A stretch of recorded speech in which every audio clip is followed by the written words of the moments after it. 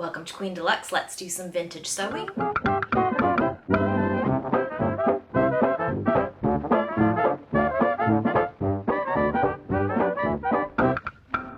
guys. It's been a rough week. How are you guys doing? All of the stuff that's going on in the world just really gets to you and you're not feeling that hot.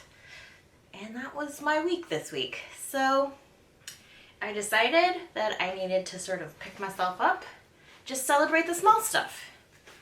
That is not to say that what is going on in the world is not important and relevant. I mean, all of California is on fire. It's a gigantic hurricane, civil unrest, politics, all of that is important. And relevant, and it gets me down, honestly. But I think there is something to be said for those small accomplishments that happen. This week is my 1-year anniversary on YouTube, and I'm gonna celebrate it. I know there's a lot of other important things happening in the world, but this is important to me, and I'm proud of myself. I am proud that I have grown viewership and you all are watching me. I'm so thankful to you guys. So let's have a little celebration. I'm gonna make a party dress and I'm gonna get a cake and we're gonna have a little celebration. Let's get to work. This is the beautiful vintage fabric I'm gonna use. And this is the vintage pattern that I have picked. It's a Vogue special design. It's in kind of rough shape, so I am being extremely careful with it. I am challenging myself to sew the pattern as historically accurate as possible, following the directions. So it has me start out by thread marking all of the darts and pleats and any other special notches and such. I start out machine sewing with all of the darts. There are 2 in each shoulder on the back piece and 2 waistline darts on the back. Can we talk about how beautiful this fabric is? Oh my gosh, it is a cotton sateen and it is just got the most beautiful hand and luster. It's amazing.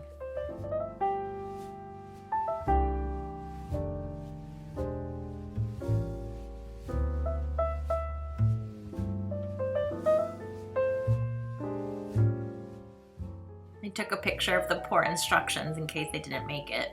Next step is to sew the center front seam together.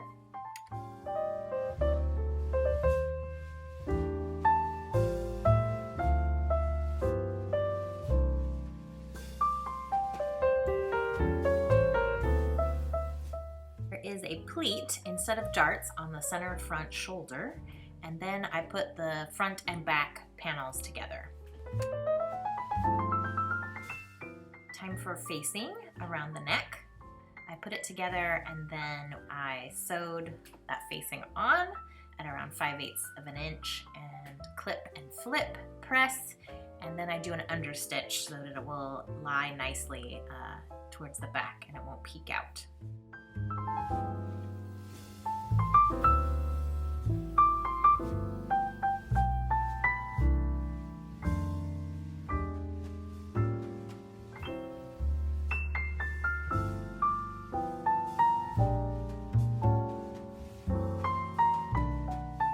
Here it is on the dress form with the shoulder pleat and the center front seam. It's time for sleeves. It's a short sleeve with a very small inseam, so I've sewn that up. And then it says to do the hem prep, so I am using a hem tape, and I didn't have a nice green, unfortunately, but there was those nice little white flecks in the pattern of the fabric, so I decided to use this cream that would match that and kind of give it a little contrast on the inside. So you put it on at about 1/4 of an inch, covering the raw edge of the hem, and then you will just flip it up 1 inch and hand sew them shut. Time for everyone's favorite, to install my set-in sleeve. I make sure I have the correct sleeve in the correct hole. match up the underarm and then the notch for the shoulder seam. Then I come around about, I don't know, 2 to 3 inches on the underarm and make sure that is all nice and smooth. Pin just the underarm together on both sides.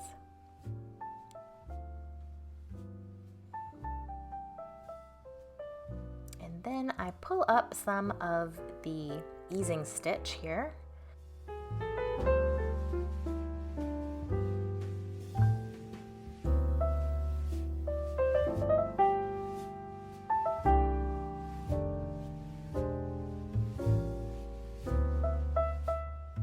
Alright, time to sew them in. I start at the underarm and do that easy part first. The set-in sleeve doesn't really get tricky until you hit the easing part across the top of the cap.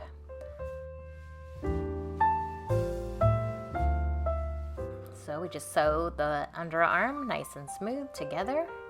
And now my first pin is where the easing begins. I'm going to show you some tools that you can use to help with the easing process across the cap here.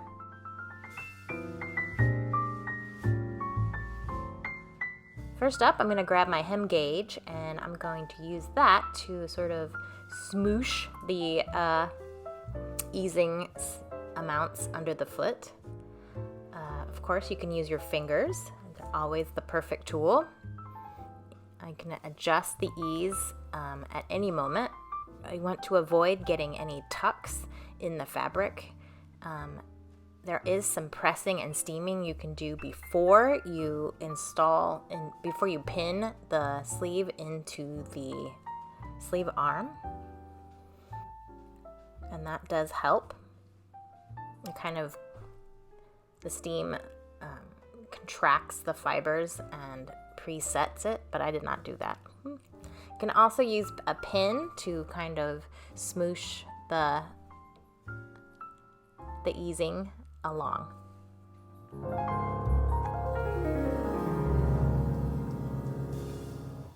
Now it's time for the truly immense skirt. There are some triangular shaped pieces, center front and center back, that make the skirt have a really fun shape. So I'm going to put those little insets in first. I did come behind and pink most of my seams throughout the dress. There are many pleats in very specific areas of the skirt, so mostly center front and center back, kind of in between like the princess seam areas. So I come along and pin those down and then hand sew a baste on the inside with matching thread so that they will stay in place.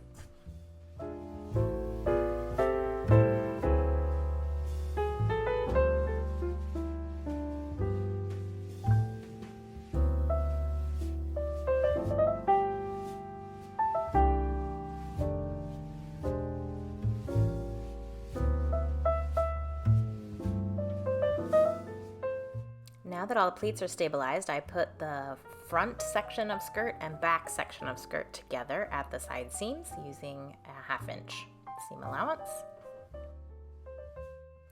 Then I decide to stay stitch the pleat section center front and center back and run gathering stitches at these sort of side areas where the notches indicated.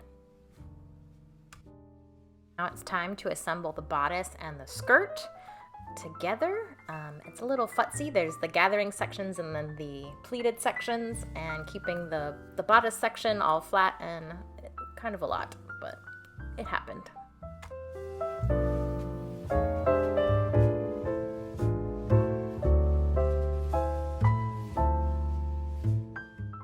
You can see some hem tapes peeking out underneath there. I did put a little bit of hem tape along the waist seam line on the bodice.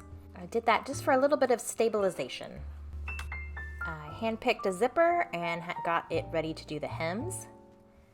I hand sewed the hems on the sleeves and around the bottom of the skirt.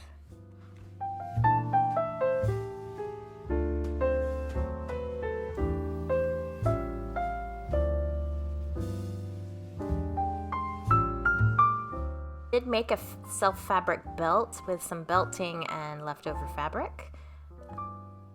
And a cute little vintage belt buckle that I had in my stash.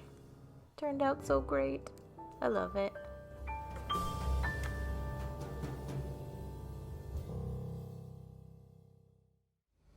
I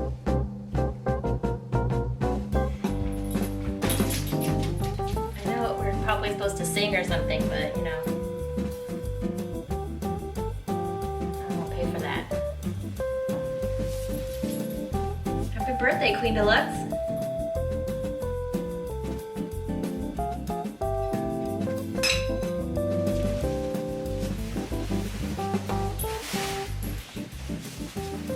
Thanks for watching, you guys, and sewing with me this week. If you enjoyed the video, please click all the links and stuff. Follow me on Instagram at Queen Deluxe Sew, and I'll see you next time.